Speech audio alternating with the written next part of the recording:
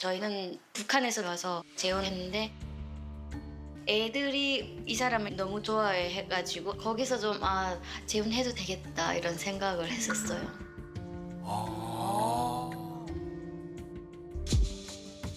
어떤 문제가 왜? 있겠? 너무 강압적으로 키워서 너무 불쌍할 정도예요. 말이 명령적이고 그리고 경고성이고 북한에서 교육을 받던 사람이니까 굉장히 예의를 중요시하고 말투, 태도 이게 용납이 안 되는 거예요. 엄격하시구나. 화장지를 한 칸을 가지고요. 4번 접어가지고 이렇게 쓰거든요. 그게 좀 너무 심해요. 무조건 강압적으로 이런 것들 때문에 좀 많이 힘들어요. 이름은 이철은이고요. 저는 2016년 9월 서해 해상으로 헤엄을 쳐서 자유를 찾아왔습니다. 네, 안녕하세요. 저는 한유미고요. 한국에 온 지 한 20년 차 됐습니다. 중국을 통해서 두만강을 해서 대한민국으로 왔습니다. 네. 두만강으로. 두만강. 남편은 지금 한국 오신 지 10년 되셨고 네. 아내는 20년이 되신 거네요. 네. 또 아이들까지 있으면은 맞아. 재혼이 또 쉽지 않았을 텐데 어떻게 결정하게 되신 거예요? 재혼 결정은 솔직히 뭐 우리가 다시 재혼을 해서 결혼을 해서 살아야 되겠다라는 생각까지는 안 했댔어요. 그렇게까지 생각은 안 하고 그냥 연애만 하려고 했었는데 애들이 먼저 아빠라고 부르면 안 되겠냐. 그래서 제가 이제 거기서 조금 뭉클을 했던 것 같습니다. 예. 애들이요? 오, 아이들이 그래서. 더 먼저 좋아했구나. 네. 저도 재혼 생각은 아예 저는 인생에 재혼이란 없다 이렇게 쭉 살아왔어요. 북한도 아니고 한국에서 내가 애 둘을 굶겨 죽일 일도 없고 얼마든지 혼자서 살 수 있다 이런 자신감으로 살았었는데 어느 날 애들이 삼촌이라고 원래 불렀었어요. 이 삼촌이 너무 좋은데 아빠하고 싶다. 헤어지지 말고 그냥 결혼해서 같이 살면 안 돼요. 그렇게 얘기를 하는 거예요. 이 사람이 그 사이에 보니까 아이들에게도 굉장히 신뢰를 주고 또 나도 이 남자에게 굉장히 신뢰감을 갖게 됐다. 이런 얘기를 하시는 거죠. 네. 근데 보니까 남편분이 약간 어떤 점이 약간 강압적으로 느껴지시는 게 있는 것 같아요.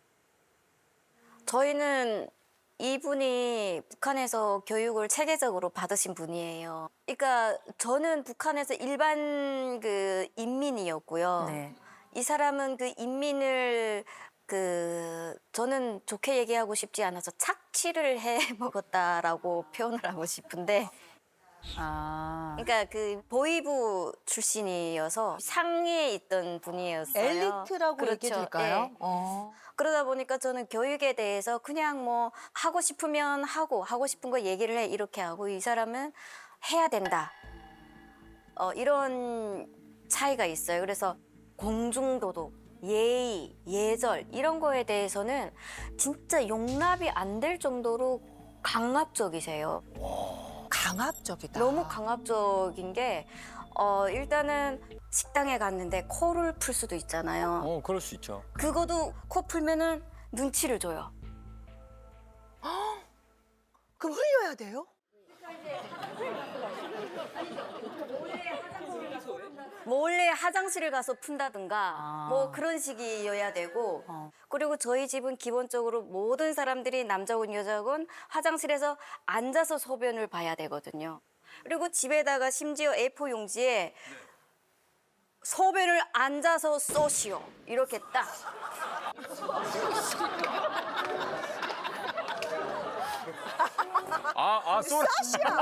쏘라고? 진짜.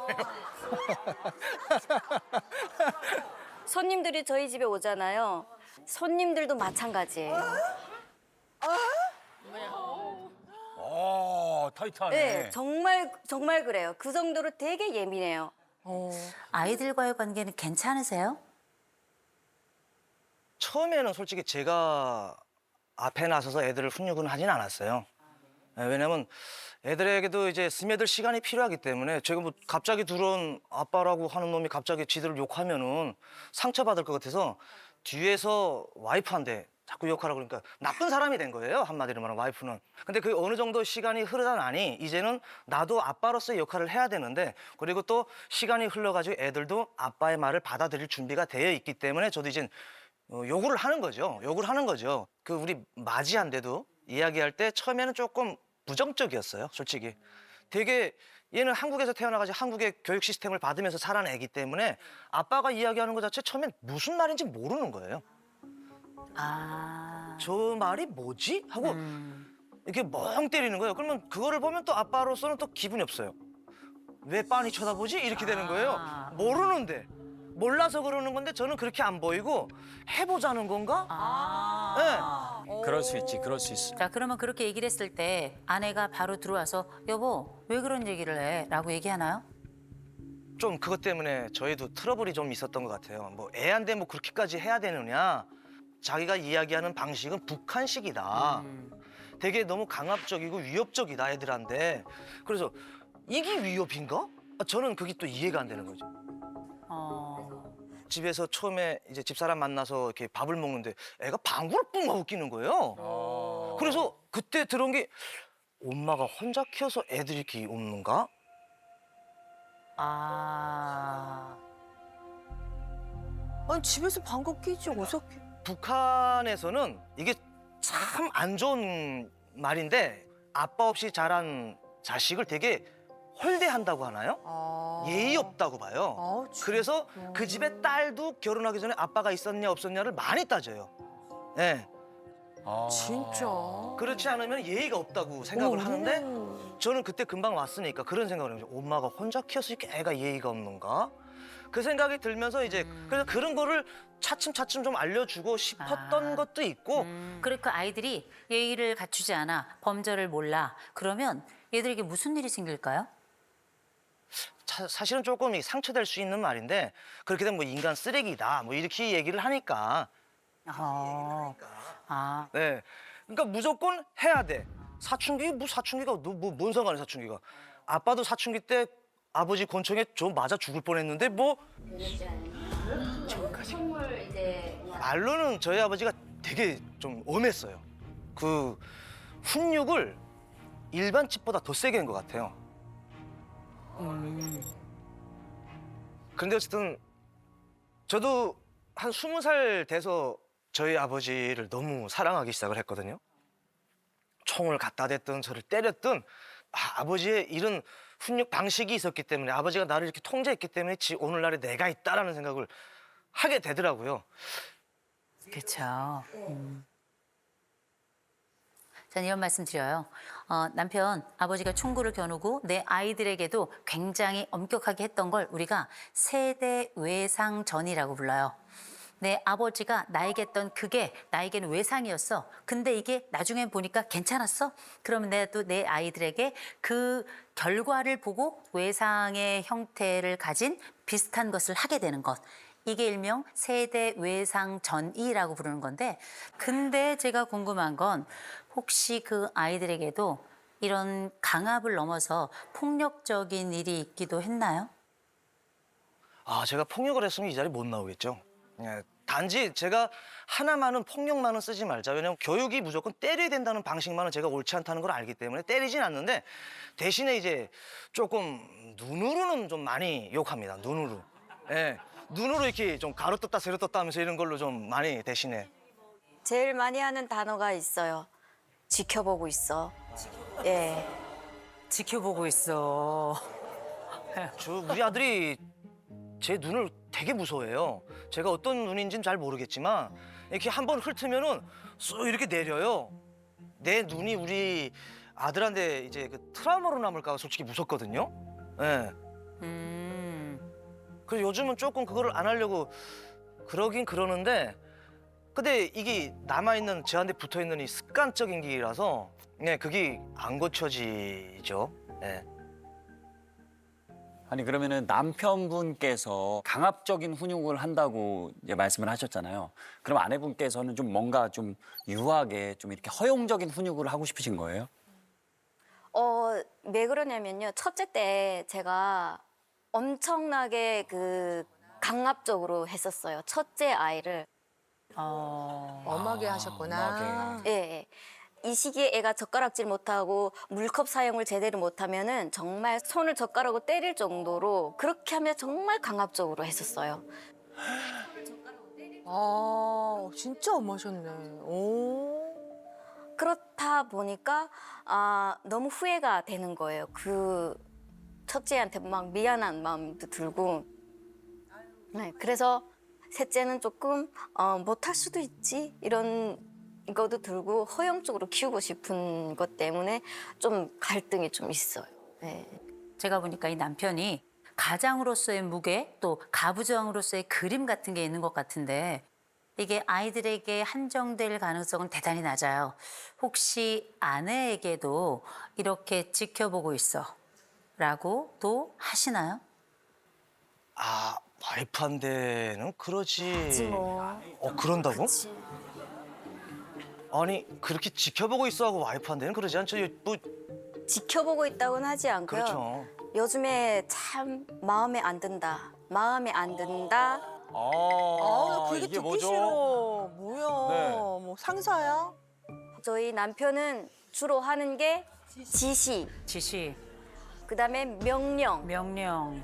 명령. 주로 하던 게 그거예요. 아. 북한에서 하던 게 그거니까 네. 집에서도 주로 지시하고 명령하고 하라. 유미 하라. 이런 식으로. 와. 야. 몸은 한국에 왔는데 정신 상태는 북한에 있는 거예요. 우리 남편은 정말 이 사람은 정말 이런 사람이야 라는 게 아주 명확하게 나타납니다. 자극추구 점수라는 게 있어요. 이게 12점이에요. 이거는 한 80대에서 90대 영감님들에게 진짜. 나타나는 아주 보수적이고 절대 외부의 어떤 자극도 우리를 흔들면 안 되는 안전과 안정이 굉장히 중요한 사람이에요. 그래서 이 가정이 깨지면 안 돼. 그래서 아내가 무엇을 생각하든 이 남편은 지키는 데 몰입하고 있다. 라는 걸 먼저 알고 계셔야 되고 대신에 불안이 또 낮아요. 이게 맞아 싶으면 고! 그냥 가는 거예요. 두려워할 게 없어요. 왜냐하면 두려움에 심장이 없어요. 그래서 그 서해를 건널 수 있었던 거예요. 보통 사람 아닌 거죠. 신념의 사람이에요. 이게 맞다 싶으면 끝까지 가는 거예요. 그러나 이게 까딱 잘못하면 다른 사람들에게는 엄청난 억압이 될 수 있는 게 이 남편이 사회적 민감성이라고 하는 게 지금 7점이거든요. 7점은 다른 사람을 이를테면 사정을 봐주고 이런 게 없어요. 그냥 이게 맞아, 렛츠고. 이렇게 가는 거고 대신 스스로에게도 엄격해요. 다른 사람들이 해야 되는 건 나도 해요. 그래서 내가 해야 되는 건 그 사람들도 해야 되는 거예요. 이거를 더 강화하는 특성이 있습니다. 자율성이라는 개념이 있는데 자율성이 100점이에요. 첫째, 자기 주도성이 엄청난 거고요. 책임감도 어마어마한 겁니다. 그런데 그 책임지는 방식이 뭐냐면 이 연대감 점수도 지금 77점이라 내 가족을 꽉 끌어안는 거거든요. 그래서 이 남자는 아마 새 아이들 그리고 내 아내를 아마 죽을 때까지 책임질 거예요. 그리고 책임감이 있으니까 첫 번째, 새아버지 컴플렉스가 생겼단 말이에요. 내 자식으로 키워. 그런데 혹시 새아버지 밑에서 커서 이런 건 아닐까라고 하는 두려움이 남몰래 있는 거예요. 그래, 그런 게 있을 수 있겠다. 근데 아내는 위험 회피 점수, 다시 말해서 불안 점수가 85점이에요. 남편은 안전을 추구하는 게 맞아. 그런 어떻게? 난 불안하지도 않아. 근데 아내는 왜 더 오래 살았는데 왜 더 불안하지? 아내는 말입니다. 첫 번째 결혼에 실패했어요. 20년 그 살 동안에 나 혼자 정말 죽을 힘을 다해서 여기까지 왔죠. 지키느라 여러 수모도 많이 당했죠. 이제는 강력한 남편도 있는데 아직도 내 안쪽에는 근원적인 불안이 있는 거예요. 그래서 이 여자는 엄하게 대하는 거 좋아해요. 왠 줄 아세요? 날 단단하게 지켜주거든. 나를 꽉 잡아주거든. 이 틀 안에만 있으면 난 안전하거든. 그래서 이 남자가 너무 좋은 거예요. 남편 자율성 100점이었죠? 아내 자율성이 28점이에요. 맞아. 20년 가까운 세월 혼자서 애들 키우면서 이렇게 산 사람이 맞아? 이런 생각이 들 정도인데 원래 이거보다 높았을 거예요. 훨씬 높았을 거예요. 이 남자랑 살면서 이제 내가 뭐 막 안 해도 돼. 안심이 돼서 그래요.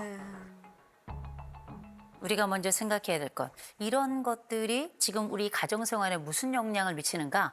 일단 이 아버지가 엄격하더라도 일관성이 있어서 전 괜찮다고 생각합니다. 그리고 이 아버지가 가지고 있는 기본적인 방향이 틀렸다고 볼 수는 없다고 생각해요. 아이가 예의를 갖추고 범죄를 갖추는 건 얼마나 중요한 일입니까? 요즘은 그런 게 없어서 문제거든요. 네. 이를테면 이 아이가 이 아버지의 무서운 눈을 두려워할까 봐 그게 걱정이다. 이런 걱정도 전 너무 좋았고요. 우리 아들이라는 말이 전 너무 좋았어요. 당신 아들이 이게 아니라 우리 아들이 이렇게 이야기하는 게 너무 좋았던 게 얘가 내 DNA가 없잖아요. 네. 근데도 아버지로서 역할을 하고 싶은 거예요.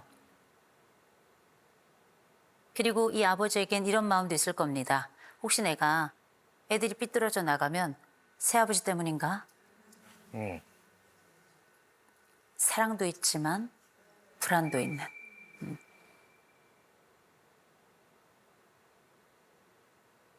그래서 더 엄격한 거예요.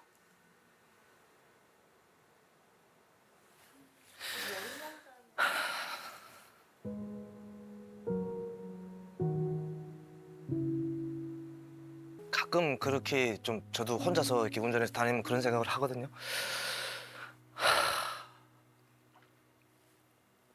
얘들이 이제 커서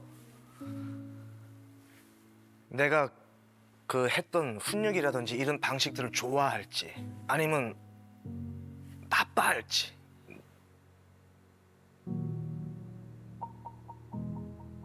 되게 저 아버지는 되게 나쁜 아버지였어 이렇게 생각할지 저도 되게 고민은 많이 합니다. 그런데 어쨌든 커서 나쁜 쪽으로 생각을 하면은 저놈 저거 내 아버지가 아니라서 저렇게 키웠어 나를 이렇게 욕했어 라는 생각을 할까 봐 그게 항상 조금 가슴에는 있죠. 그렇죠. 남편 가장 참 중요하거든요. 근데 저는 개인적으로 가부장이란 말도 좋아합니다. 어른들이 이렇게 말씀하시더라고요. 가부장은 자기 집 처마에 비 피하는 사람까지도 신경을 쓴대요. 그만큼 내 가족이라 생각하고 나와 함께 연결되어 있는 사람이라면 그 사람을 돌보는데 전심을 다하는 거예요. 그래서 저는 우리 남편을 사랑의 가부장주의자다 이렇게 부르고 싶고요. 사랑의 가부장주의는 말입니다. 이를테면 이런 거죠. 나갈 때 일종의 다녀오십시오라는 것도 중요하지만 이렇게 안고 다녀올게, 다녀왔어, 수고했어. 이건 뭐냐면 훨씬 더 자연스럽게 아이들이 밖에 나오게 하는 우린 엄마 아버지가 오면 나와서 한 번씩 앉는 집이야. 엄마 아버지 가실 땐 우린 한 번씩 안고 잘 다녀오라는 인사를 해. 그래서 강력함만이 우리를 지켜내는 건 아니에요. 이건 똑같이 이 아이들이 나와서 인사를 하게 하지만 훨씬 더 뜨겁고 오래 내 아버지를 기억할 거예요. 이 집엔 하나 문화가 좀 들어갔으면 좋겠습니다. 그 문화가 뭐냐면 이 집은 일방적 통고를 하잖아요. 하라, 가라. 그렇죠? 가족회의가 시작돼야 돼요. 가족회의를 할 땐 아버지가 첫 번째 진행하는 거 아니에요. 돌아가면서 진행하는 게 핵심이에요. 아이들에게도 똑같이 의장 역할을 분배를 하시고요. 그리고 의견을 자유롭게 낼 수 있도록 해주시고 그리고 이 자유로운 의견이 의미 있게 수렴될 수 있도록 하는 것. 이런 도움의 역할을 해주는 게 진짜 실질적 의장이자 가장의 역할일 거라고 저는 생각을 합니다. 나의 그 두 아들과 딸이 있잖아요. 이 두 아이들은 어떤 아버지를 원할까 이 생각이 드시죠? 네. 제가 한 가지 말씀드릴까요? 내 엄마를 사랑해주는 아버지가 필요할 겁니다. 내 엄마를 예쁘다 말해주고 어쩌면 쏜 총알이 아니고요. 다시 사랑을 향해 달려가는 이 사랑의 총알로 서로를 만나야 될 게 아닐까라는 생각을 좀 해봤습니다.